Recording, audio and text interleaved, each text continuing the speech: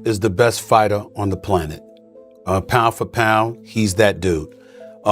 In this four-belt era, he is now the undisputed world champion 3 times over. 140 pounds, 147, now 168 pounds. The best. I got to give it to him, bud. The best, right? He hands down. He the best. He the best right now. I don't think nobody need to question him no more. I mean, you kind of got to give him his respect no matter what. You got to give him his respect. He just went up 2 weight classes what people said he couldn't do. He's doing everything that people say he can't do. I've been a world champion, as you know, and I've been a 3-division world champion, but I've only won 1 of the belts. I don't know what it is to be undisputed. I don't know that feeling. Do you understand? What he did last night is... The boxing world went silent the moment Stephen A. Smith took the mic. What came next wasn't analysis. It was a direct shot at Floyd Mayweather himself. Stephen A. Smith confronted Floyd Mayweather for downplaying Terence Crawford after his historic victory over Canelo Alvarez. Smith declared that Crawford had done something no fighter in history had ever achieved, becoming undisputed in multiple weight divisions. He emphasized that Crawford earned every ounce of his legacy and deserves nothing but universal respect. According to Smith, Crawford's triumph over Canelo was far more than just another win. It was a defining moment that elevated his name among the all-time greats. Smith made it clear that Mayweather's negativity couldn't dim the brilliance of Crawford's remarkable accomplishment. Best fighter on the planet. Pound for pound, he's that dude. In this 4-belt era, he is now the undisputed world champion 3 times over. 140 pounds, 147, now 168 pounds, claiming all the belts. You don't see people doing that very often. Going up against a guy who was perceived as being bigger and stronger, Crawford was strong. Crawford was strong enough to fend him off, strong enough to make him respect his own power. He used his jab. Jeff. Mayweather spoke out with strong conviction about the shock Crawford delivered to Canelo, stressing that the defeat would forever leave a scar on Canelo's legacy. In his words, Canelo was the undisputed king of that division, the dominant force who ruled his opponents. Yet he suffered a humbling loss to a man who dared to move up in weight and challenge him in his own castle. For Jeff, this wasn't a minor blemish. It was a permanent mark on Canelo's record. He explained that great champions are remembered for their defining moments, and unfortunately, Canelo's defining moment turned out to be a devastating loss at the hands of Terence Crawford. In discussion, certainly, with Chavez. What did this do to his legacy? Because I don't think he caught, the Floyd fight didn't give him, people didn't really look down on, because even though he had 40 fights, he was still, fighting one of the greatest ever in an absolute master. In Bivol, he went up weight classes to win. But now he's fighting a smaller guy, a great fighter, but a smaller guy. Does this damage his legacy in any way? I think it does. I think it does because, the one thing is this, is that, you were ruling, you were the king of that weight class. And the king of that weight class for a good while. And I think that, he had a huge following because, he became the face of boxing.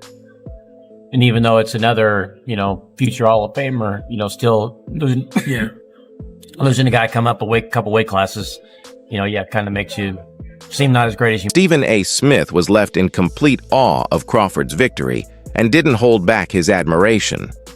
He revealed that he witnessed the moment firsthand, making it even more personal for him.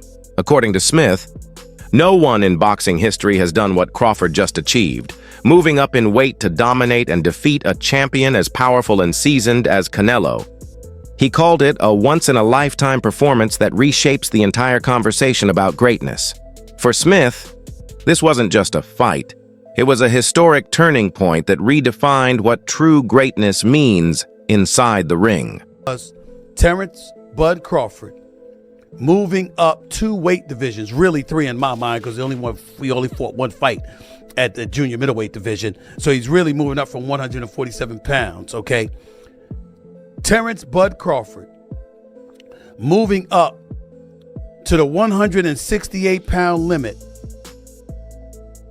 in an effort to claim the undisputed super middleweight championship of the world from the grasp of Saul Canelo Alvarez. Now, I was there because let me tell you something right now. There's very, very few sporting events in the world that are better than a super fight in Vegas. I can tell you that right now. There's very, very few events. Props to Nick Khan of the WWE. Crawford's trainer made one thing crystal clear after the fight. Terence has nothing left to prove. In his eyes, Crawford has reached a level where respect should no longer be questioned. Yet despite dismantling one of boxing's greatest names, critics still refuse to give Crawford his due. His trainer expressed frustration that even after dominating Canelo, Terence still has to fight narratives outside the ring. He revealed that Crawford isn't even thinking about another fight right now because what he achieved against Canelo already cements his greatness forever. For Crawford, it's no longer about chasing names. It's about a legacy that can't be denied. Terence Crawford and his well-renowned trainer, two-time trainer of the year and future Hall of Fame trainer, Brian Bomac McIntyre, recently did an interview in which Bomac stated that a fight is not happening. And this particular fight is a fight that everybody wanted to see Canelo Alvarez take, and Canelo Alvarez refused to take this fight with a 28-year-old two-division world champion, reigning WBC light heavyweight, former two-time WBC super middleweight, the Mexican Ecuadorian superstar boxer, who's one of my favorite fighters and a great person, David, the Mexican Ecuadorian monster Benavidez, who has 30 wins, no loss, no draw, 24 wins by way of knockout, stands at 6'2" with a 75-inch arm reach, and fights at 175. But the entire time David Benavidez was fighting at 168, Canelo Alvarez was brought up and he never accepted the fight. And so with that said, now people are trying to project this fight on Terence Crawford. And they're saying that Terence Crawford needs to take the fight. So Bomac yesterday did an interview and Bomac said they're not fighting David Benavidez. And so now people are pushing this notion that Terence Crawford is ducking and Terence Crawford is scared of David Benavidez. And if he don't fight David Benavidez, according to boxing... Timothy. Bradley gave one of the boldest takes in boxing media, comparing Terence Crawford directly to Floyd Mayweather. Bradley argued that Crawford's name now belongs at the very top of the greatest of all time conversation. For him, this wasn't just about defeating Canelo. It was about redefining the very meaning of pound-for-pound supremacy. He emphasized that while Floyd mastered the art of boxing in his time, Crawford just proved he could do it on an even higher level by defeating Canelo at his strongest.